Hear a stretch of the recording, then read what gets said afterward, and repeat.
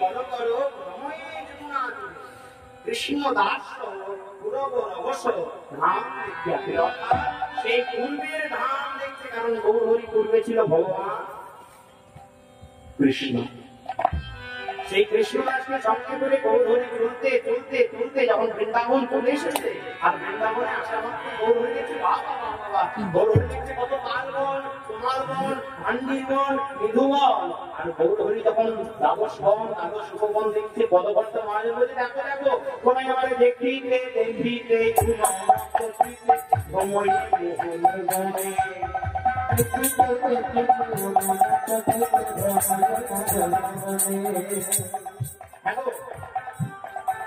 যারা রামপুরে থাকেন, যারা মথুরায় থাকেন, যারা মাসপিটাতে থাকেন, তারা যদি 5 বছরের জন্য দেশ ছেড়ে বাইরে চলে যান, 5 বছর পর যখন দেশে আসবেন, পাশাপাশি গ্রামগুলো ঘুরে ঘুরে দেখবেন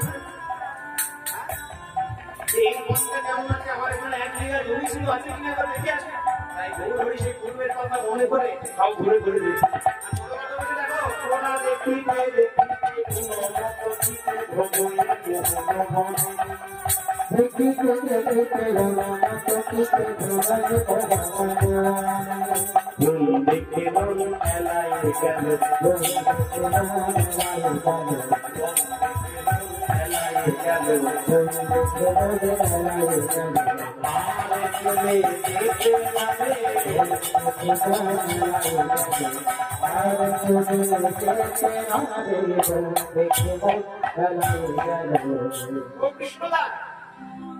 তুমি যে বললে বৃন্দাবন 84 ক্রোশ, পায়ে হেঁটে শেষ করা যায় না। এই তালবন, কমালবন আর ভান্ডিবন দেখাতে বৃন্দাবন শেষ।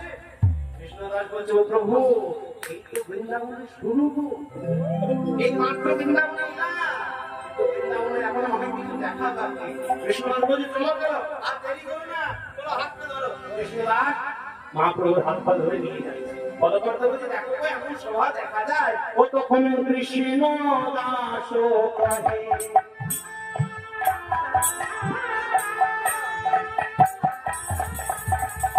হেরো কালী আগে তখন কৃষ্ণ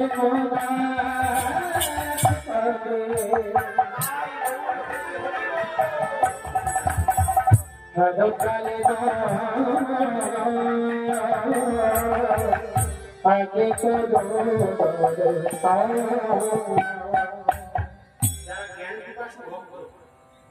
যারা ভক্তি রাজ্যে বাস করেন তারা বুঝেছেন আজকে কি লীলাটা।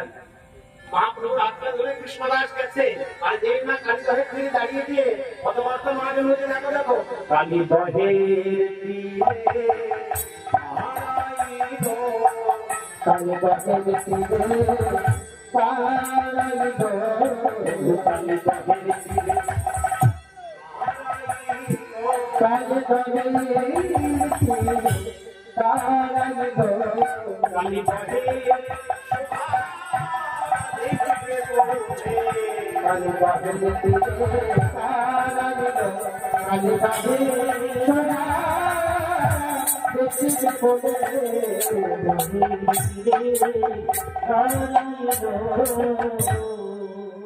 যেই না কৃষ্ণদাস মহাপ্রভুকে কালীদহের তীরে মন দিয়ে শুনবেন, খুব গভীর তত্ত্বের জিনিস এগিয়ে।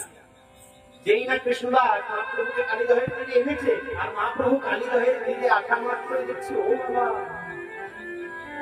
চারিদিকে এত নিত্য নতুন গাছ বেরিয়েছে, কত আম গাছ, জাম গাছ, কাঁঠাল গাছ, আর এই মধ্যিখানে একটা পুরনো গাছ কেন,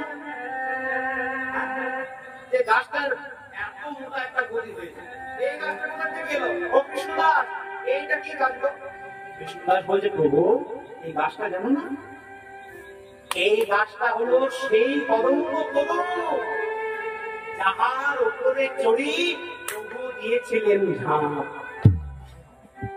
বাবা শুধু সেদিনের কথা নয় তো, আজকেও যারা বৃন্দাবন গেছেন বা যাবেন একটা কথাটা মিলিয়ে নেবেন। বৃন্দাবনে গিয়ে অন্য কিছু দেখুন বা না দেখুন, কালীদহের তীরে গিয়ে সেই কদম্ব তরুর গায়ে একবার কানটা পাতবেন, আর কানটা দেওয়া মাত্র এখনো শুনতে পাবেন সেই বাঁকা বংশীধারী বংশী বাদন করছে। এখনো আজকের দিনও আমার কথা নয়, বললেন উদ্যাবতী লীলা করেন মুরারায়, কোন কোন ভাগ্যবান তারে দেখে দেব। বাড়িতে সবাই সিরিয়াল দেখেন নিশ্চয়ই, বাবারা কেউ দেখেন নাকি? যে দেখেন হাত দেখেন, সিরিয়াল কে দেখেন? লজ্জায় চলবে না। যারা সিরিয়াল দেখো মনে করো এই সময় কীর্তন শুনতে এসেছো, বাড়িতে একটা সিরিয়াল হচ্ছে, সিরিয়ালটা দেখা হয় না, তাহলে আপনারা যখন সিরিয়ালটা দেখেননি তাহলে কি টিভির সিরিয়ালটা বন্ধ? আপনারা টিভি সিরিয়াল দেখেননি বলে সিরিয়াল বন্ধ কি? সিরিয়াল চলছে। তদ্রূপ বৃন্দাবনে কৃষ্ণের কেউ দেখা পায়, কেউ পায় না, কিন্তু ভগবান প্রতিনিয়ত প্রতিক্ষণ প্রতি মুহূর্ত লীলা করেন। কারণ ভগবানের আরেকটি নাম লীলাময় গোবিন্দ। ভগবানকে সবাই দেখতে পায় না। ভগবানকে যদি দেখতে হয় কোন মন্দির, কোন মসজিদ, কোন গির্জা নয়। আমরা অনেকে বলি থাকি ভগবানকে মন্দিরে গেলে পাবো, মুসলিম ধর্মের মানুষ বলে ভগবানকে গির্জায় গেলে পাবো, মসজিদে মন্দিরে পাবো। কিন্তু শোনো, ভগবানকে কোথাও যাওয়ার দরকার নেই। হিন্দু ধর্মের মানুষ মন্দিরে গেলে ভগবানের দেখা পায়, কিন্তু স্বয়ং ভগবানকে দেখতে পায়। মুসলিম ধর্মের মানুষ মসজিদে গেলে আল্লাহকে দেখতে পায়, কিন্তু স্বয়ং আল্লাহকে দেখতে পায় না। খ্রিস্টান ধর্মের মানুষও তাই। সেই জন্য ভগবানকে যাতে চোখের সামনে দেখতে পান, সেই জন্য বাংলার বিশ্বকবি, যার নাম কবিগুরু রবীন্দ্রনাথ ঠাকুর, ভগবানকে জন্মচক্ষু দিয়ে দেখা যায় না। এই চোখ দিয়ে টাকা পয়সা, গাড়ি গাড়ি ব্যাংক ব্যালেন্স দেখতে, ভগবানকে দেখার জন্য দরকার জ্ঞান চক্ষু, জ্ঞান। সেই জন্য রবীন্দ্রনাথ ঠাকুর ভগবানকে দেখতে হয় মন্দির, মসজিদ, গির্জা নয়, প্রত্যেকে যদি নয়ন বন্ধ করে, যদি হাত জোর করে গোবিন্দের চিন্তা করুন। কবিগুরু রবীন্দ্রনাথ ঠাকুর ভগবান কোথায় আছে জানো? আমার হিয়ার মাঝে লুকিয়েছে, দেখতে আমি পাই তোমায়, দেখতে আমি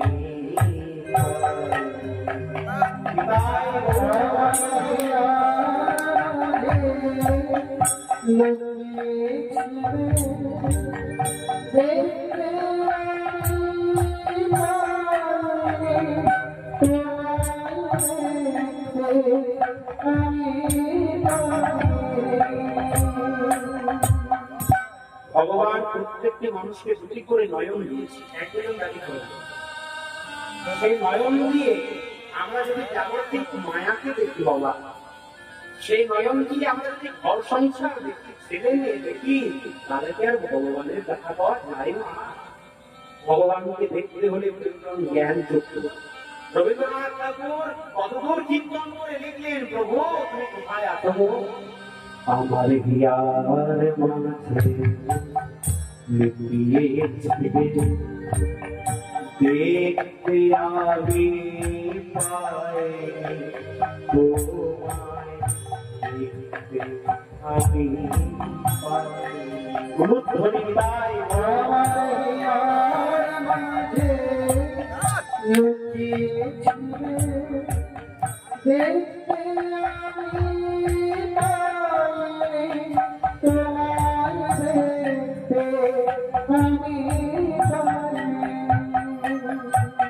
আমি মাটির পানি চোখ মেলেছে,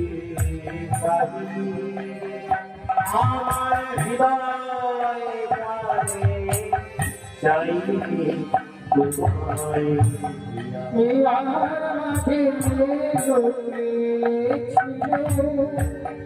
দেখতে আমি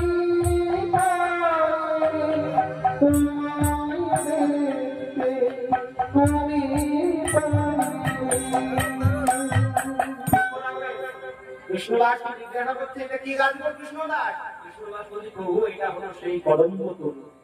মহাপ্রভু বলছে হ্যাঁ গো, এটা যদি সেই দাপনের কদম্ব তরু হয় তাহলে এখনো জীবিত আছে না?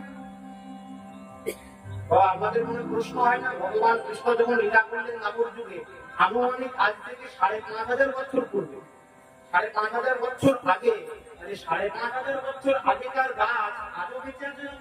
চির অক্ষয় কেন, চির অমর কেন? লক্ষ্য রাখবেন, এই কদম্ব তরু ছিল মহামৃত্যুঞ্জয়, যার মৃত্যু ছিল না, যার ভয় ছিল।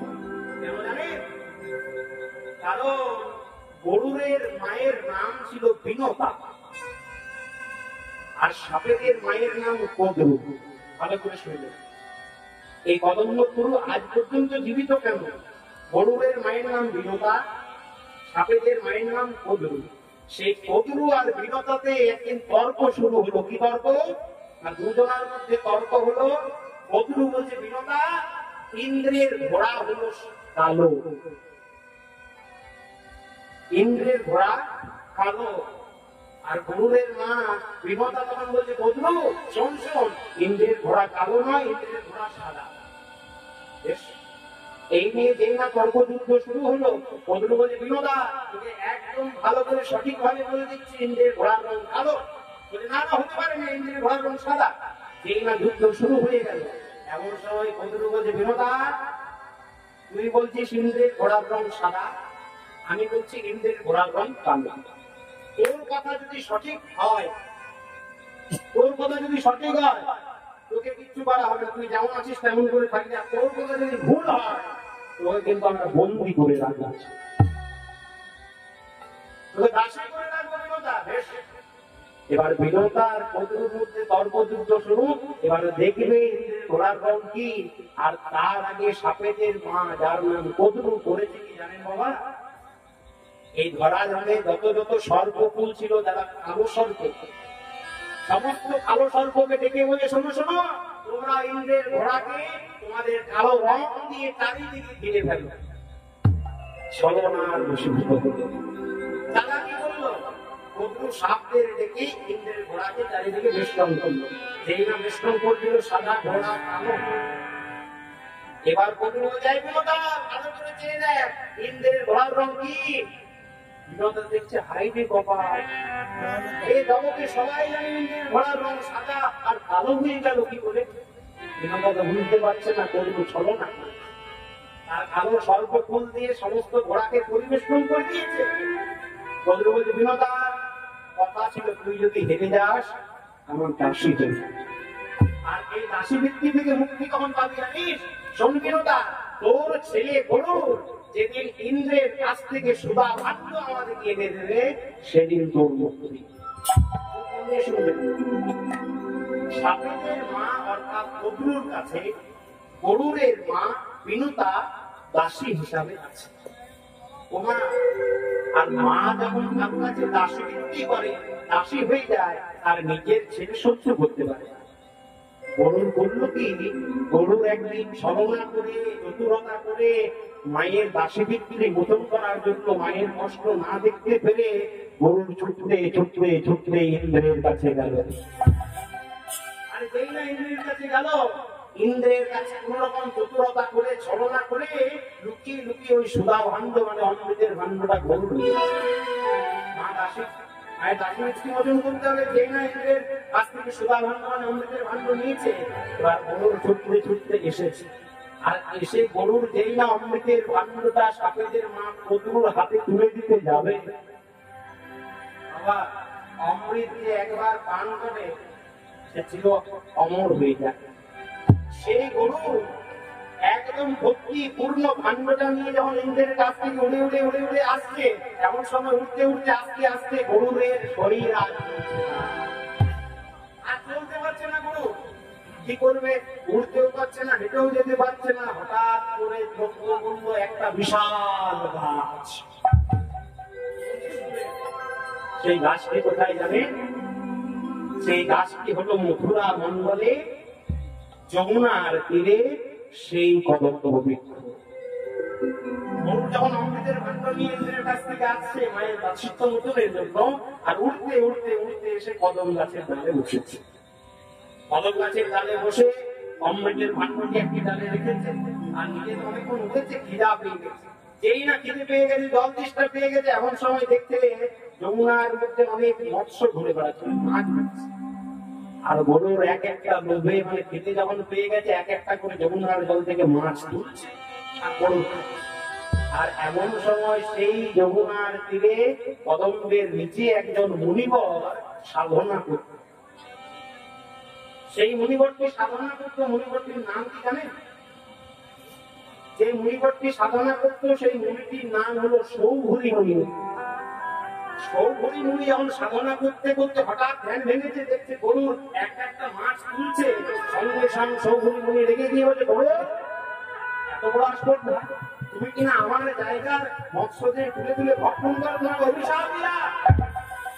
এই জায়গায় এসেছো ঠিক আছে, আর যদি দ্বিতীয়বার আসো, আসা মাত্রই তোমার মস্তক থেকে তোমার মৃত্যু হবে। যেই না সৌঘরী মুনি অভিশাপ দিয়ে দিয়েছে, গরুর ভয়ে পাথর করে কাঁপতে কাঁপতে অমৃতের ভাণ্ডটা খুলতে যাবে, আর এমন সময় ভাণ্ড থেকে এক ফোঁটা অমৃত সেই কদম গাছে পড়ে গেল। যেই না এক ফোঁটা অমৃত কদম গাছে পড়ে গেল, গরু তো লক্ষ্য করলো না অমৃতের ভাণ্ড এনে এই না সাপেদের মা কদম হাতে দেবে। এমন সময় ওই যে বললাম অমৃত যে পাবে সে অমর, কিন্তু সাপেরা যদি অমর হয়ে যায়, এই পৃথিবী থাকবে, জীবন থাকবে? এমন সময় হয়েছে কি, এই না সাপেদের মায়ের হাতে অমৃত দেবে, এমন সময় ইন্দ্রের পুত্র যার নাম জয়ন্ত, শুনলেন যারা সাপেদের মায়ের হাতে অমৃত তুলবে, আর ইন্দ্রের পুত্র জয়ন্ত ছুটতে ছুটতে এসে অমৃতের ভাণ্ডটা সাপেদের হাত থেকে কেড়ে নিয়ে আর যেই না উদ্ধার হয়ে গেল, গরুর তখন বলছে, ও বন্ধু, তোমার কথা মতো অমৃতের ভাণ্ড এনে দিলাম, তোমার হাতে দিয়ে দিলাম, তুমি রাখতে পারো নি, এটা তোমার দোষ, তোমার মাকে ছেড়ে দাও।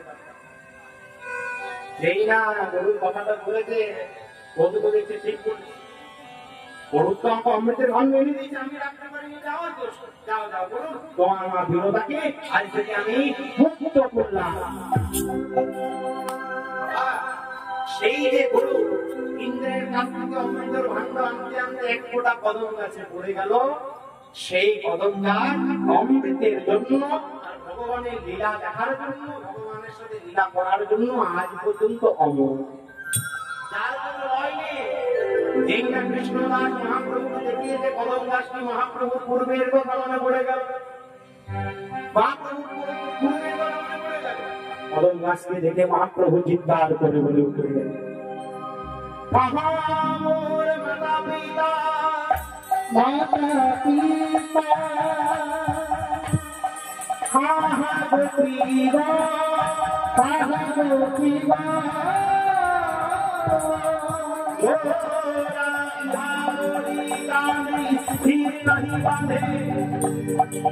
মাধব আকুল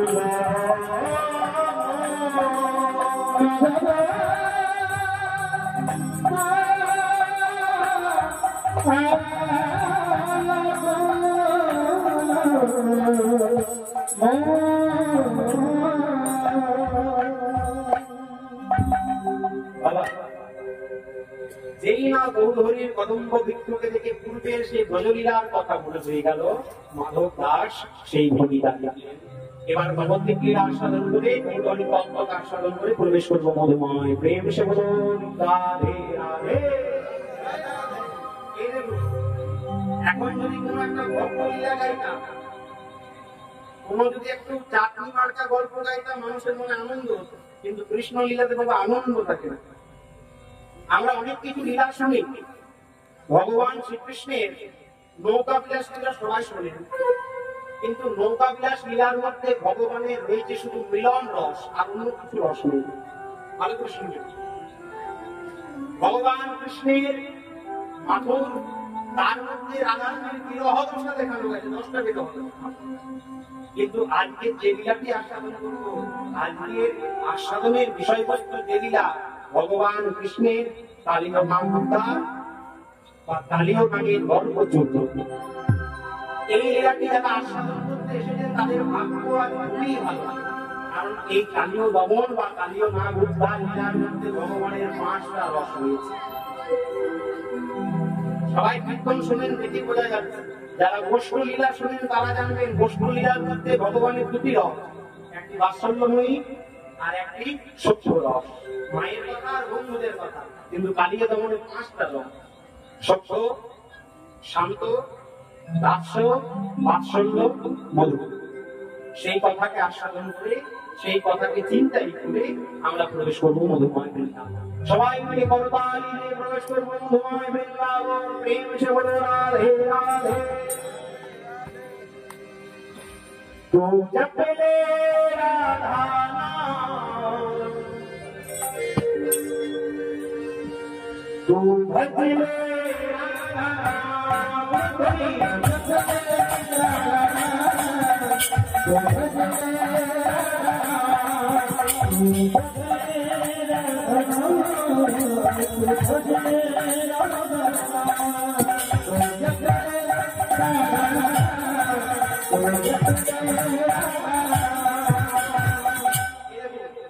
যারা বৃন্দাবন গেছেন ভালো না গেছেন তারাও শুনুন।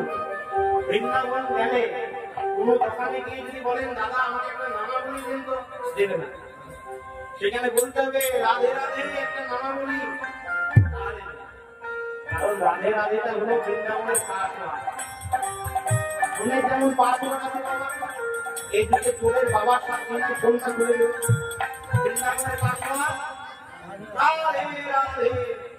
আর যে মানুষ যে ভক্ত যত জোরে জোরে রাধে রাধে বলবে, রাধারানী কৃপা করে একদিন রাধে।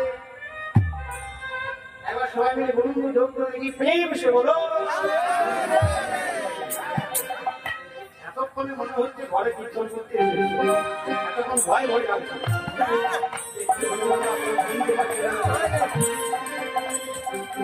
চিনতে পারছি না, হয়তো বুঝতে পারি না। নবদ্বীপ মায়ের পূজা গেছেন তারা বলুন, নবদ্বীপ মায়ের পূজাটা কি বলতে হয়? নবদ্বীপ মায়ের পূজারে হরে কৃষ্ণ পুরী ধান গেছেন, পুরী ধান কি বলে ভাই জয় জগন্নাথ। আর এখন যাবো কোথায়? একখানে বলবে বাবেশ্বর রামপুর নয় ঘুরছে নাকি? হ্যাঁ আমরা কেসারে প্রেম সে বলো রাধে রাধে। तू जप ले राधा नाम, तू भज ले राधा नाम, तू जप ले राधा नाम, तू भज ले राधा नाम, तू जप ले राधा नाम, तू भज ले राधा नाम। এবার বলো কারণে সবাই মিলে রাধে রাধে রাধে রাধে রাধে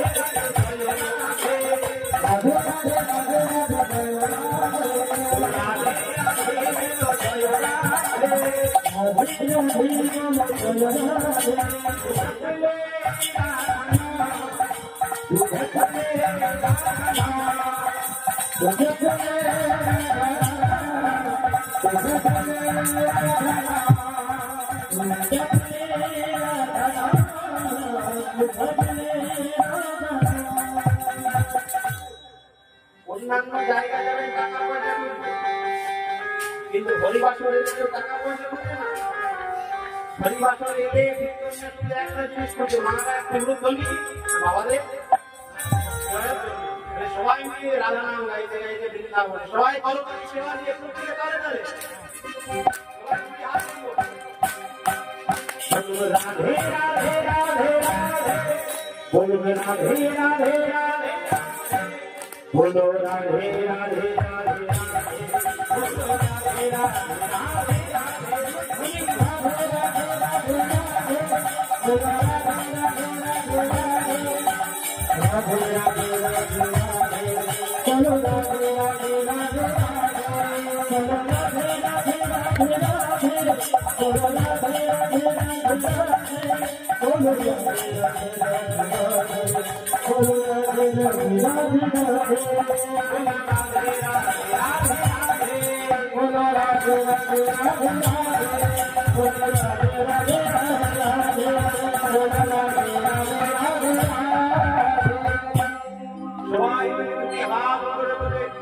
बोलो बोलो वृंदावन धाम की राधा रानी की कृष्ण कन्हैया लाल की निज निज पिता माता की अपन अपन गुरु गोसाई की बांसपेटिया विश्वकर्मा कमेटी की हाथी घोड़ा पाल की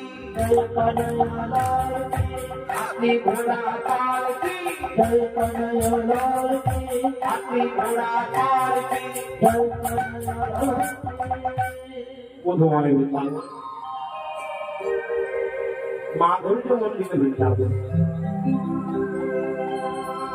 नव वृंदावन माझे तत्भावातीत गौरचंद्रिक आस्वादन करे आजके लीला आस्वादन হবে কালীয় নাগ উদ্ধার বা ভগবান কৃষ্ণের কালীয় দমন মন দিয়ে শুনবেন এই যে নাগকে উদ্ধার করতে হবে নাগকে উদ্ধার করার আগে আমাদের দেহের 6টি নাগকে উদ্ধার করতে হবে আমাদের দেহে কিন্তু 6টা নাগ আছে কাম ক্রোধ লোভ মোহ মদ আর মাৎসর্য এই 6টি নাগকে যদি উদ্ধার হবে সেদিন এই লীলাটা শোনা সার্থক আর এই লীলা শুরুতে মহাদেব খুব সুন্দর একটি কথা বলেছেন যে কথাটি আমি শিখতে পেরেছি আমার কীর্তনের গুরুদেব আমার খুব শ্রদ্ধেয় একজন কীর্তনিয়া তার বংশ পরম্পরায় কীর্তন জগৎ তার কাছ থেকে আস্বাদন করেছি কথাটা বলেছি এই লীলা শুরুতে সর্বপ্রথম মহাজন বললেন গৌরাঙ্গের সঙ্গ পেয়ে কয়ে নিত্যানন্দ মাকে বুঝলে বাপকে পাবে বুঝবে মনের দ্বন্দ্ব ভালো করে শুনবেন মাকে বুঝলে বাপকে পাবে তারপর কি বললেন না প্রাণের ভিতর জলের মোড়ায় কাছিম সাপে ধরে সাপের মাথায় হংস ডিম্ব হরিণ তাপে চলে সাপের মাথায় হংস ডিম্ব হরিণ তাপে চলে এই কথা বিস্তার করতে হলে আর লীলা শোনা হবে ডিমের ভিতর 14 ভুবন ডিমের বাজার প্রায় ডিমের ভিতর 14 ভুবন ডিমের বাজার প্রায় মহাজন বলছে এই জগতে মানুষের এমন ব্যক্তিত্ব এমন পরিচিতি সব উল্টো উল্টো কারণ বোবা কয় কালা হাসে কানা দেখে রঙ্গ দাস নিত্যানন্দ কয় পেয়ে সাধু সঙ্গ ব্যাপার কথায় হাতি গড়ে মাকড়সার জালে হাতি কোনদিন মাকড়সার জালে পড়তে পারে গো এই জগৎ কলিযুগের কলিযুগে সব হতে পারে ব্যাপার কথায় হাতি গড়ে মাকড়সার জালে তাহা দেখে চৈতন্য হাসে দাস নিত্যানন্দ করবে সর্বপ্রথম জানতে হবে এই কালীয় নাম ছিলেন কোথায় বৃন্দাবনের কোন জায়গায় থাকতো মহানন্দ দেখো দেখো কালীয় নাম কোথায় থাকে দেখো কবি কালিন্দীর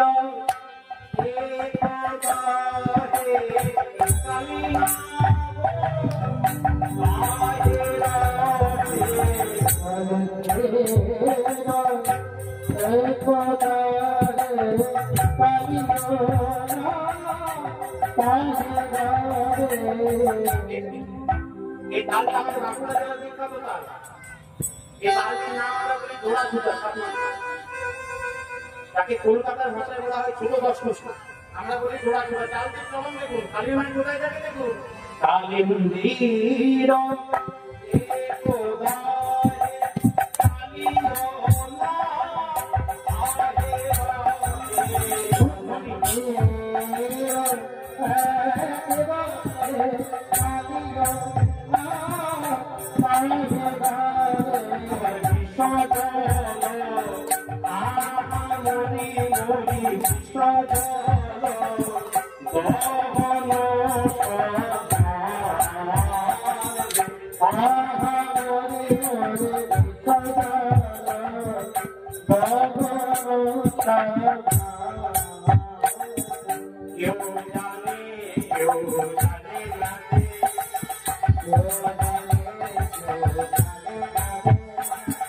Yo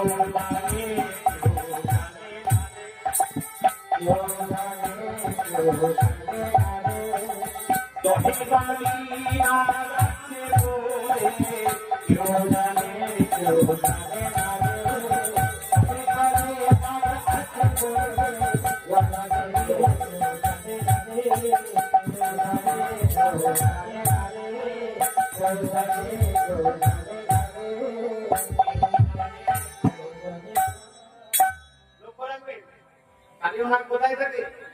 মহাজন বলল কালিন্দির একদহে কালীনাথ তাহে রহে বিষ জল দপন সমান। সেই কালিন্দির একটি দহে কালীনাথ, যমুনার মধ্যে কালীদহ, সেখানে কালীনাথ আছে। বিষ জল দপন সমান, বিষ আর জল সমান সমান। লক্ষ্য রাখবেন মাগো, বিষ আর জল যদি সমান সমান হয় তাহলে কি হবে? মানুষ কেউ স্নান করতে পারবে? জল খেতে পারবে? পুকুরে যেতে পারবে? বিষ জল সমান। শুধু তাই নয়, আর কি হয় জানেন?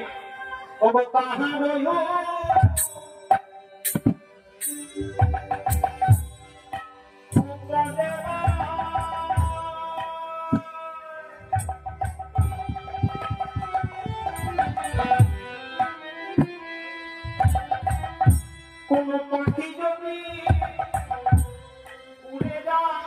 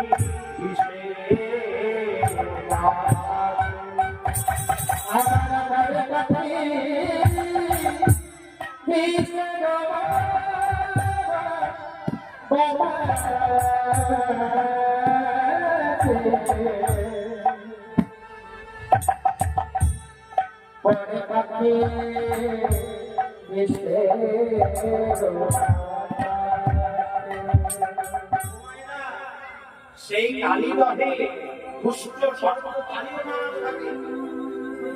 তার সহস্রগুণা বিসর্জন তরণ সমান। ওই দহের উপর যদি কোনো পাখি উড়ে যায়, সেই সাপের বিষের এমন প্রভাব, সেই বিষের নাচ পেয়ে পাখি আকাশে উঠতে উঠতে দহে পড়ে যায়। আর যেই না পাখিটা দহে পড়ে, কালীনাথ সঙ্গে সঙ্গে নাচ করে। আর এমন সময় অন্যান্য পাখিরা চিৎকার করে বলে, প্রভু আমায় রক্ষা করো। সবাই মারা যাচ্ছে, অন্যান্য পাখি চিৎকার করে বলছে, হে ভগবান আমায় রক্ষা করো। যেই না পাখি কুল চিৎকার করে ডেকেছে, ভগবানের কানে পৌঁছে গেল। মাগো, ভগবান সব সহ্য করতে পারেন। ইন্দ্রের বজ্র, শিবের ত্রিশূল, ভগবতীর খড়খণ্ডা, কার্তিকের শেল সব সহ্য করে দেবেন। যা দেবেন ভগবানকে, আঘাত ভগবান সহ্য করবে, কিন্তু ভগবান ভক্তের চোখের জলকে সহ্য করতে পারে না। কোন ভক্ত যদি গোবিন্দের চরণতলায় বসে দুঃখটা নয়ন জল দিলে বলতে পারে, যা করো গোবিন্দ তুমি, গোবিন্দ তাকে কৃপা করে। কারণ আমার মনে হয় ভগবান বলেছে, ভক্ত মোর মাতা পিতা, ভক্ত মোর গুরু, আর ভক্তের জন্য নাম বলেছি বাঞ্ছা। ভগবান ভক্তাধীন ভগবান। কোন ভক্ত যদি সূক্ষ্ম মন, সূক্ষ্ম প্রেম, সূক্ষ্ম অনুরাগ নিয়ে আমার গোবিন্দকে রাখতে পারে, আমার গোবিন্দকে তাকে কৃপা করে গো বাবা। খুব মন্দির সুখের বাবা। এই জগতে যার মান আছে তাকে বলে মানি। এই জগতে যার পাণ্ডিত্য আছে তাকে বলে পণ্ডিত, যার জ্ঞান আছে তাকে বলে জ্ঞানী। কিন্তু বলুন তো মায়েরা, ভক্ত কাকে বলে? মহাজন এই কথা নিয়ে বললো, আমার কথা মহাজন বললো, ভক্ত বড় শক্ত, পণ্ডিত রইল বসে, আর বৃক্ষের ফল বৃক্ষে রইল, বৃন্দকে গেল বসে।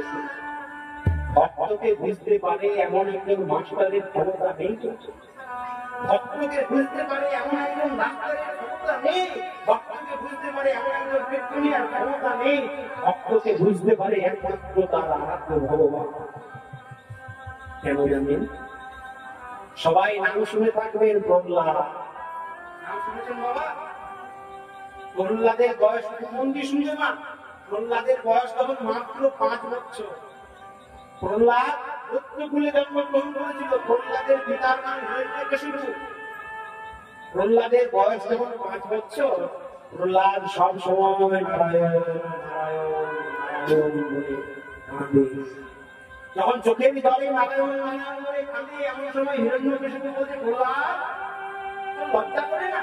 আমি পুত্র করে জন্মগ্রহণ করে তুই হিন্দুদের দেবতার নাম নিচ্ছিস। শোন প্রহ্লাদ, এতে আমার ক্ষতি হচ্ছে, আমার রাজত্বের ক্ষতি হচ্ছে। তুই ছোট হলেও, তুই বাচ্চা হলেও, তুই যে নারায়ণের নাম করছিস, তোকে শেষবারের মতন বলে দিলাম। আর একবার যখন তোর মুখ থেকে নারায়ণ নাম শুনতে পায়, আর যদি শুনতে পায়, সঙ্গে সঙ্গে দেখেছিস এই গদা দিয়ে তোকে আমি বধ করবো।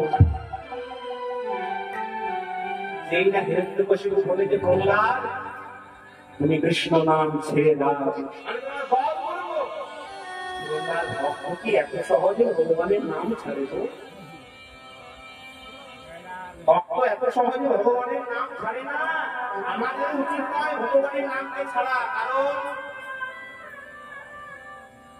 মহাজন বলল, জীব নিত্য কৃষ্ণ দাস, কৃষ্ণ ভজনের পরে সংসারেতে আইনু নিচে মায়ায় বদ্ধ হয়ে বৃক্ষ সম হইল। সেছিলাম কৃষ্ণ ভজন করতে, কিন্তু তার করা হইল না। যেই না হিরণ্যকশিপু বলেছে নারায়ণ বধ করবো, পরের দিন সকালবেলা প্রত্যেক দিনের ন্যায় প্রহ্লাদ স্নান করেছে, আর স্নান করে বসে সেই রাজপ্রাসাদের বারান্দা, চারিদিকে স্তম্ভ, আর মধ্যিখানে বসে প্রহ্লাদ ডাকছে আর বলছে, প্রভু দেখা দাও। নারায়ণ বলে চিৎকার করেছে। হিরণ্যকশিপু শোনা মাত্র ছুটতে ছুটতে এসে বলছে, প্রহ্লাদ এত বড় বড় স্পর্ধা, আমি তোর পিতা, আমি পুত্রকুলের রাজা, হিরণ্যকশিপু আমি তোকে বারণ করলাম নারায়ণের নাম করতে, তারপরে তুই নাম করলি। প্রহ্লাদ আজকে তোর বিস্তার নেই, আমি বাবা হলেও বাবার হাতে সন্তানকে আমি বধ করবো। সঙ্গে সঙ্গে যেই না বাধাটা করেছে, সঙ্গে সঙ্গে প্রহ্লাদ বলছে, দাঁড়াও দাঁড়াও দাঁড়াও, একটু দাঁড়াও, নারায়ণকে আরেকবার দেখো। হ্যাঁ, তোর একটু মৃত্যু হয়নি, এখনো বলছিস নারায়ণকে ডাকি? প্রহ্লাদ বলছে, বাবা তুমি আমাকে মেরে ফেলবে, তার আগে নারায়ণকে ডেকে নেবো না? হিরণ্যকশিপু বলছে, প্রহ্লাদ তোর মনে যখন এতই বিশ্বাস, এতই ভক্তি, তুই নারায়ণকে ডাক, আমার সামনে এনে দাঁড় কর। প্রহ্লাদ তোর ডাকে যদি নারায়ণ আমার সামনে আসে, আমি তোকে আর বধ করবো না, ছেড়ে দেবে। এইটা প্রমাণে বলেছে, মনের মধ্যে ভক্তি নিয়ে, বিশ্বাস নিয়ে, প্রেম নিয়ে প্রহ্লাদ চিৎকার করে বলে উঠল, কোথা নারায়ণ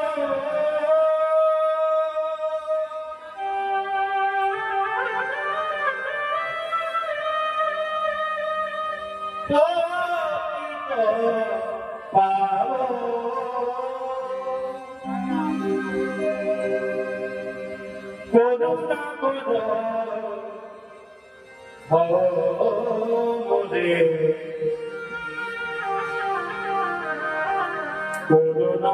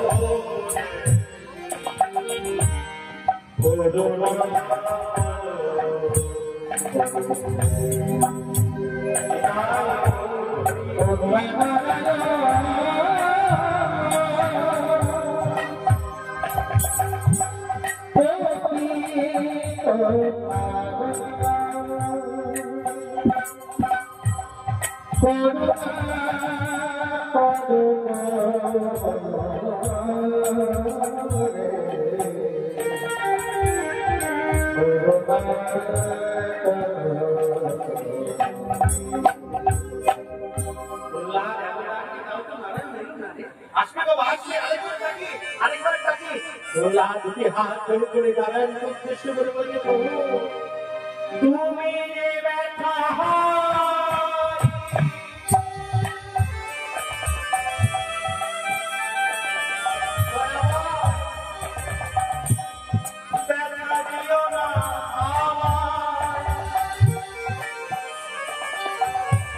তুমি যে